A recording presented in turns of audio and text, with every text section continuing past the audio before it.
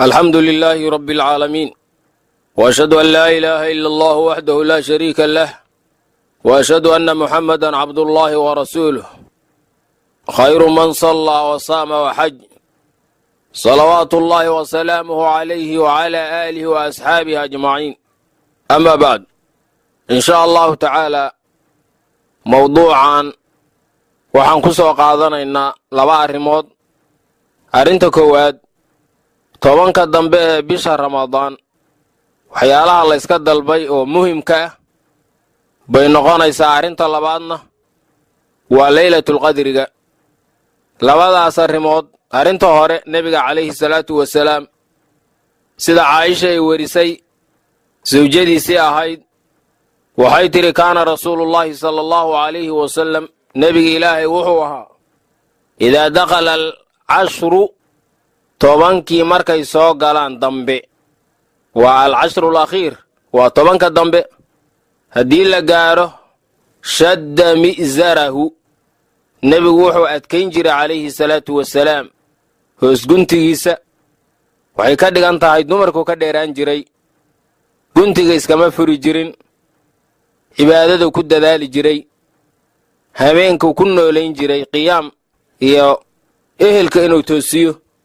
wa axyaa leylahu habeenkiisana nebigu waa noolayn jiray cibaadadu ku noolayn jiray wa ayqada ahlahu ehelkiisana nebigu calayhi salaatu wasalaam waa toosin jiray xadiidku waa imaamu bukhaari xadiiduu soo saaray iyo imaamu muslim labaduba markaas sida xaafid ibnu xajar alcasqalaani fatxulbaariga uu ku sheegay riwaayo oo xadiiduu warinaya imaamu tirmidi ayay gabadhii zaynaba bintu ummi salama ahayd oo ummi salama dhasha ayaa waxay tidhi lam yakun innabiyu sala allahu calayhi wasalam nebigu muusan ahayn idaa baqiya min ramadaan 10 ayaam ramadaan markay 10 beri ka baaqi tahay nebigu muusan ahayn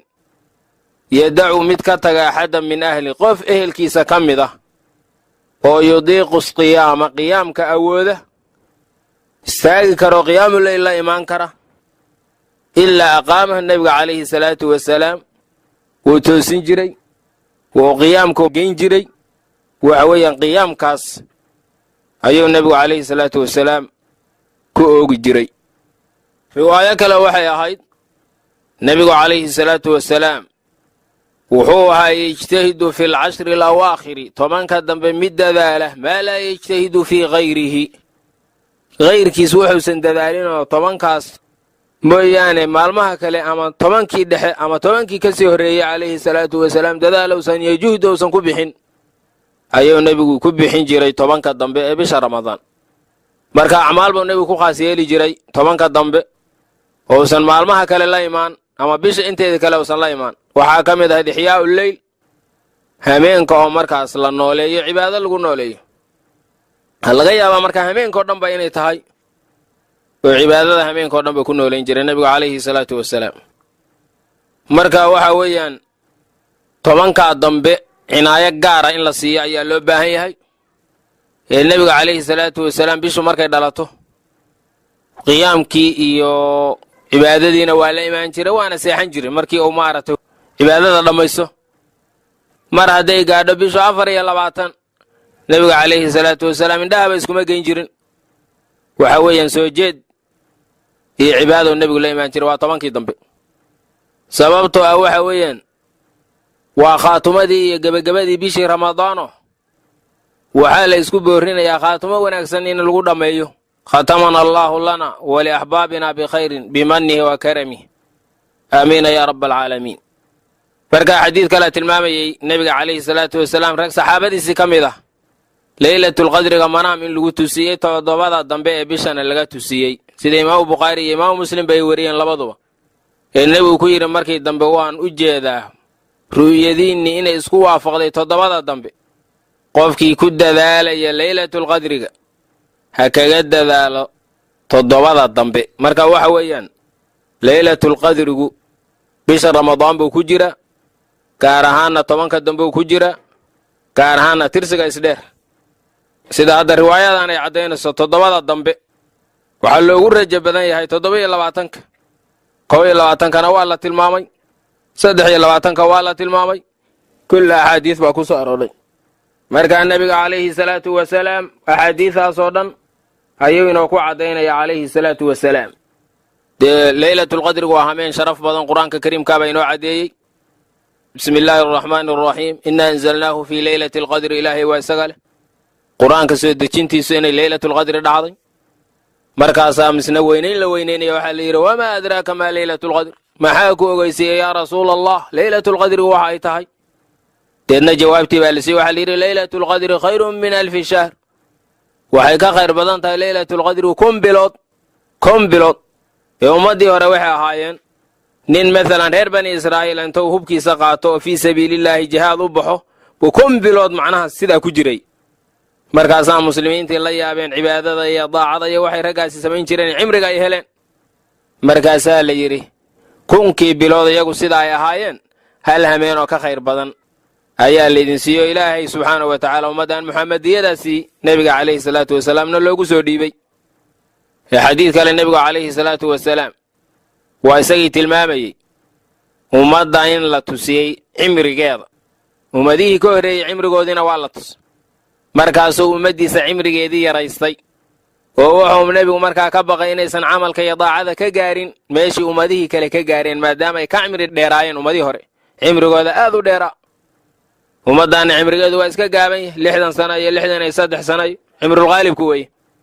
fa acdaahu allahu leylata alqadri khayran min alfi shahr ilaahay baa markaa siiyey leylatulqadrigii oo ka khayr badan kun bilood marka imaamu maalik baa muwadi'iisa taasna ku warinaya marka xadiid kalea wuxuu isna tilmaamayey ee anas laga wariyey in ummaddan muxamadiyada la siiyey leylatulqadriga ummadihii horena aan la siinin ummaddan lagu khaas yeelay marka imaamu shacbi baa wuxuu yidhi leylatulqadrigu waa fadli badan tahay sida hameenku u fadli badan yahay ayaa maalintaysuna u fadli badanta hameenka iyo maalintaba waa la dadaalaa marka si iyomaa 10 dambe mar haddii la gaaro gaar ahaan tirada isdheer mar haddii la marayo waxa weeyaan sidaasoo kale marada dhexda loogu xidhanaya nebigu calayhi salaatu wasalaam u samayn jiray imaamu shaafici wuxuu yidhi waxaan jeclaysanayaa dadaalka qofku uu maalinteeda dadaalayo inuu ka dhigo sidii hameenkeeda u dadaalayadoo kale dadaalka uu hameenkii bixiyadoo kale inuu maalintiina dadaalo waxaana ugu sarraysa hameenkii inuu salaad ku nooleeyo qiraa'atulqur'aan ku nooleeyo nebiga salligiisa calayhi salaatu wasalaam ku nooleeyo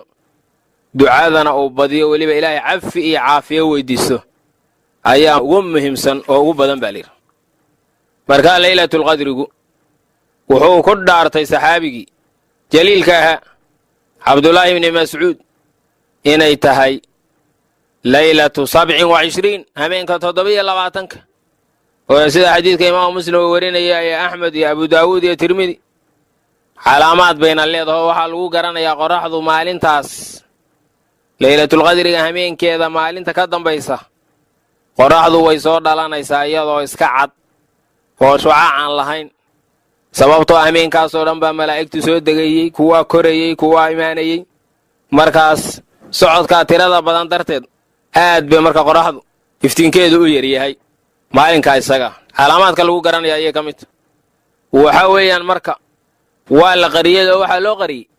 inaan la tala saaran oo la itikaalan ee la dadaalo bishoo dhan aan leylatulqadriga haddii la caddeeyo habeenkaa keliyay dadku fiirsan lahaayeen markaa waxaa la doonayaa bishii oo dhanna in la dadaalo marka calaamaadkaana faa'iida ku jidho haddii qofkii inta dadaalay calaamaadkii arkana hadda wuu ku bishaaraysanaya cibaadadii iyo daacada uu la yimid in ilaahay waafajiyey leylatulqadrigi haddii isagoo aan dadaalin calaamaadkii u arkana hadda waa qoomamaynaya hadhowna wuu ogaanayaa xilligii ay ku aadanayd oo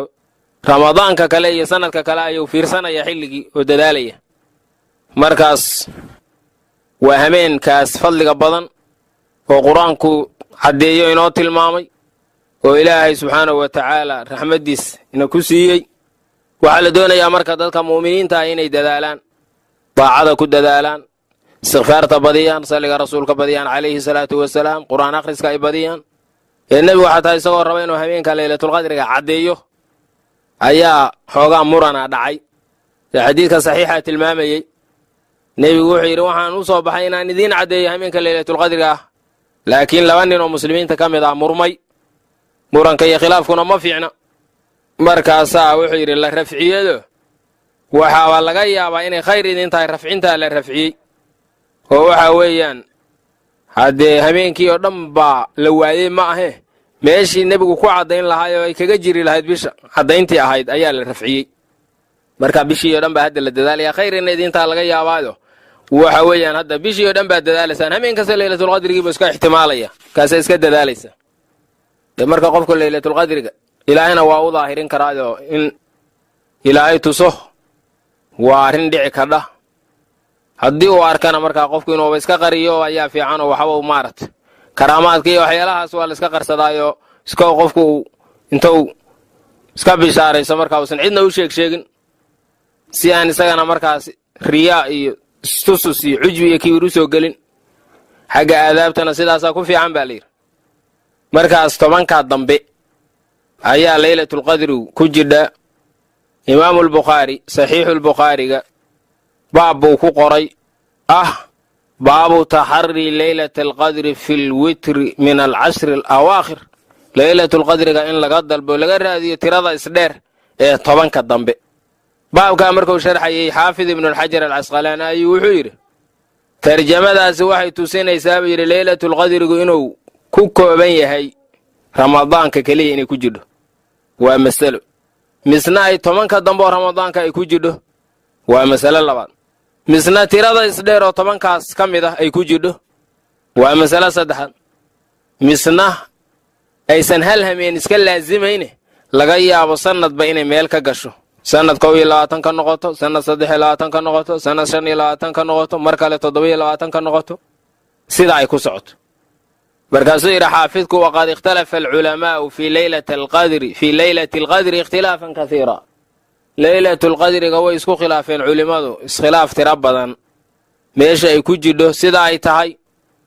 wa taxasala min madaahibihim fii dalik akthar min 40 qowlan waxaa ka soo xasilay buu yidhi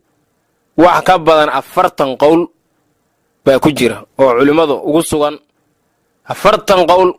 qowl kastana culimo ay ku tageen marka waxa weeyaan fadxulbaariga ayaad ugu noqonaysaa haddii aad maalan faahfaahin dheeraada iyo aqwaashaas oo kale qofku doonayo inuu maaragta si fiican uga bogto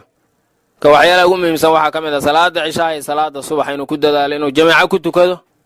waafaqidii laylatulqadrigu markaa waa u xasilaysaa baa layidhi ducadana inuu badiyo oo ku dadaalo ilaahay inuu waafajiyo subxaanahu wa tacaala marka waxa weeyaan laylatulqadrigu waa habeenkaas hadde 80 sano iyo ka badan ah iyo bilaha ka sii khayr badan intaas u dhigmayo kaba sii khayr ka badan waxaa la doonayaa in laga faa'iidaysto oo lagu dadaalo oo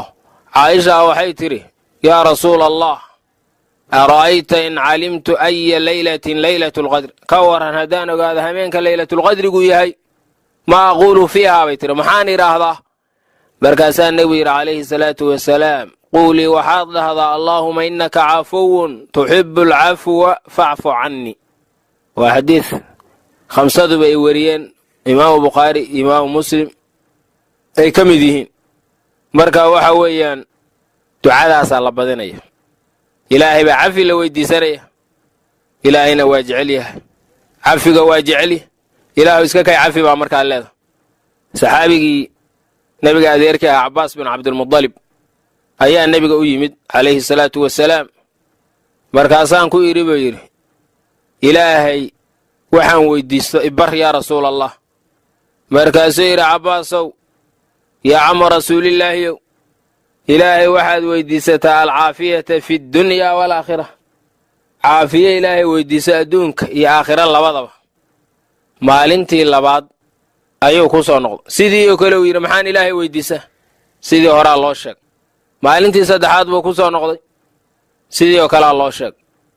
markaasaa waxaa lagu yidhi iyadoo lagu qancinayo ducada weynankeeda haddii ilaahay ku siiyo caafiya fi dunya aakhirana ilaahay kugu siiyo adduunkana kugu siiyo waad liibaantay faqad aflaxta rawaahu alimaamu axmed wa tirmidiy marka sidaasaa laylatulqadriga ilaahay loo weydiisanayaa ducadaas cafi la weydiisanaya allaahuma innaka cafuwun tuxibu alcafwa facfu cannii ayaa la badinaya nebigu wuxuu badin jiray calayhi salaatu wasalaam ducadiisa ka mid ahayd acuudu biridaak ilaahayow ridahaadaan magan galay min sakhadika baan ka magan galay caradaada wa bicafwika baan ilaahayow magan galay min cuquubatika ayaan ka magan galay ayuu dhihi jira markaas leylatulqadrigu waa hameenkaa weyn oo ilaahay baa fiirinahaya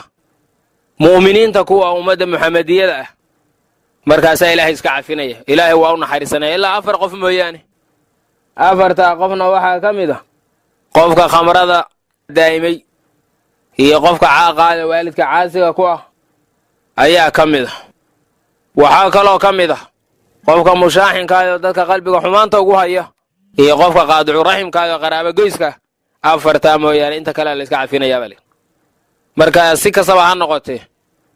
inay dadku ilaahay cafigiisa dalbaan ayaa loo baahan yahay oo ku dadaalaan maxaa yeelay dembi kastoo qofku la yimid ilaahay cafigiisaa ka weyn marka ilaahay raxmadiisa lagama qusto ilaahay cafigiisu waa weyn marka hameenkaa haddii ilaahay ku waafajiyo waa kanzi weyn iyo kayd weyn oo aan kaan dhabaanayn qofka saa'imkaa soo soomana misna ilaahay leylatulqadriga waafajiyey waa wax weyn weeyaan waa bishaaro weyn markaa nafaxaad baa ilaahay leeyahay oo xilliyadaas nafaxaadkaas iyo ilaahay raxmadda uu bixiyo in loo bambaxo oo la weydiisto ilaahay inuu ku haleelsiiyo waxyaalaha ugu weyn oo qofka laga doonaya ayay ka mid tahay baaraka allah fiikum waxa weeyaan 4 shay waxaa la yidhi ilaahay 4 kale ku dhex qariyey leylatulqadriga ramadaankaa lagu dhex qariyey maxaa loogu dhex qariyey inay ku dadaalaan habeennadiisa oo dhan cibaadada iyagoo isla hameen kasta waa intaasoo caawa leylatulqadriga ay tahay ee dadaal waa arrinta koowaad arrinta labaad saacatulijaabada waxaa lagu dhex qariyey yowmuljumuca maalinta jumcada baa ilaahay ku dhex qarsha siday saasoo kale iyana u dadaalaan oo saacad kastoo jumcada isku dhahaan ama ijaabadii tahay oo ilaahay ay baryaan arrinta saddexaad waxa weeyaan salaatul wusdaa salaada la yidhaahdo salaadaha 5taa bay ku dhex jidhaa iyadana waa in salaadahoo dhan lagu dadaalo arrinta afraad waxa weeye ismul acdam magaca ilaahayoo weyn asmaa'ul xusnahiisa ilaahay ku dhex qariyey si ay asmaa'ul xusnahoo dhan ilaahay ugu baryadaan kollayba markaa mid ka mida u noqonaya markaa sidaas baa waxyaalo dhan loogu dhex qarshay arrimo kale ilaahay si maaragtay layskugu dhiibo loo cibaadaysto loogu dadaalo markaa leylatulqadrigu waa hameenkaa sharafta badan waa hameenkaa fadliga badan waa hameenkii sharaftida weeye waa hameen mansiladiisu aad iyo aad u sarrayso waa hameen qofka ilaahay waafajiyo wax weyn ay u xasileen ilaahay hayna waafajiyo waana inaan ku dadaalna insha allahu tacaala ducada iyo cibaadada iyo khayrka wasalaamu calaykum waraxmat ullaahi wabarakaatu لا إله إلا الله لا إله إلا الله لا إله إلا الله لا إله إلا الله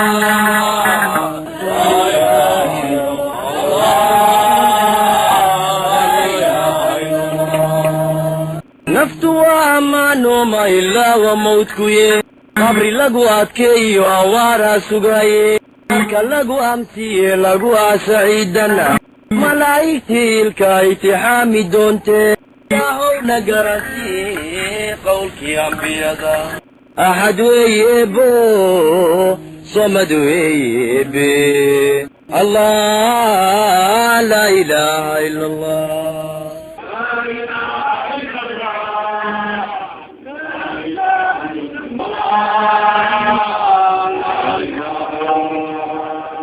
badanlow adduunyadu haatay ayaa leedahay ama u ifkaniyay aqalkii runta ahaa kii loo abuuraa intifaacsan laayeen dayaxbaa hureeriyo waariyeen asxaabtii ayaamuu ka qadi jiray dhuunigiiyo hoonte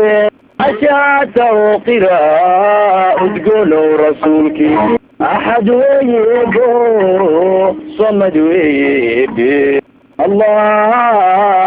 لا إله إلا الله لا إله إلا الله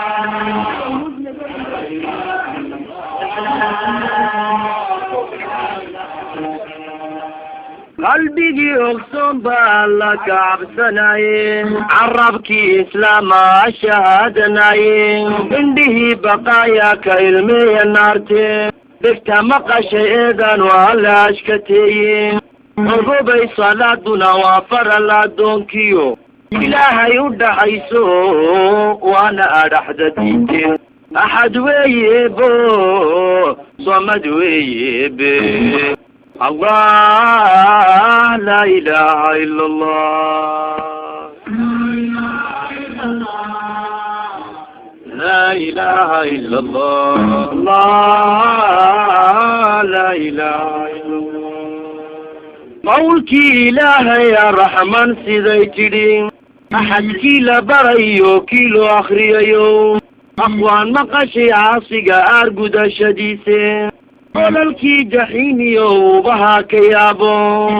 عايدني بليسكي كاتكو نفتادا أحد ويبو صمد ويبي الله لا إله إلا الله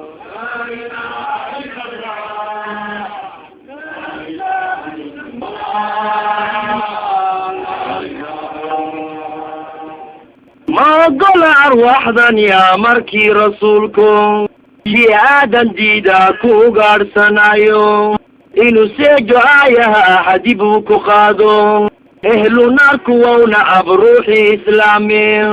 eebada lacinkuna qulacuudu weeye waa laga adkaadaye u irkada rasuulka axad weeye bo samad weeye be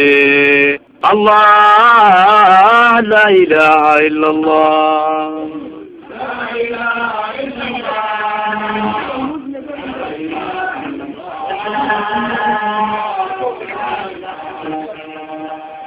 admigu awood male waana udub dhacayo kiitaalku faanana israa'iil madaaye nina aabihii iyo lama raasho ubadke waxaa lagu ekaadaa edegii xabaasho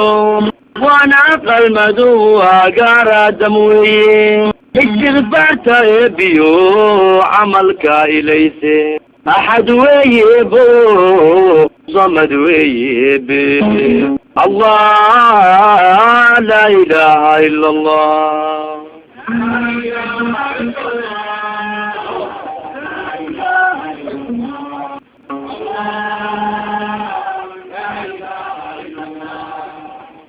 insigiyo jinkow maqal wuxuu yidhi ilaahay abuurtiinu waxay tahay waa aqoonsigayge waan idin ammaano aadmigu wuxuu galo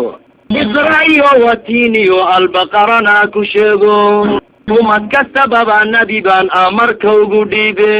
siduu yahay usuulkiyo ku akhriyey kitaabkii dhegihii lahawdaan aayaadku deeqine أحد ويبو صمد ويبي الله لا إله إلا الله لا إله إلا الله لا إله إلا الله الله لا إله إلا الله إلي لقو دواقو أفكال غيرادا rasuulkooda maantiyo taallo wanaagsano albaabada firdowsiyo iriday ku qoranto cirka aynu aragniyo aradkay ka culusto ashaata oo dhaha laa ilaaha ila allah axad weeye bo samad weeye be allah laa ilaaha ila allah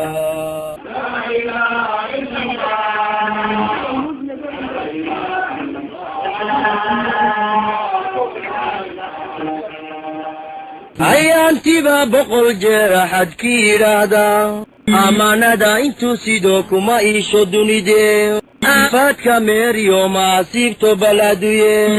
aakhirana naarta alla kala xishoode ashaata oo dhaha laa ilaaha ila allah axad weeye bo samad weeye be allah laa ilaaha ila allah لا إله إلا الله لا إله إلا الله أمدي هاي وفرسدا أمورها إلهي cirka biracadkeeyo udba looma yeeline amarkuu ku jooga waa iraadadiise hadduu aadmin taalin karo ama leeyihiin amar abajahal namruudiyo fircawn baa aflixila axad weeyebo samad weeyebe allah laa ilaaha ila allah laa ilaaha ila allah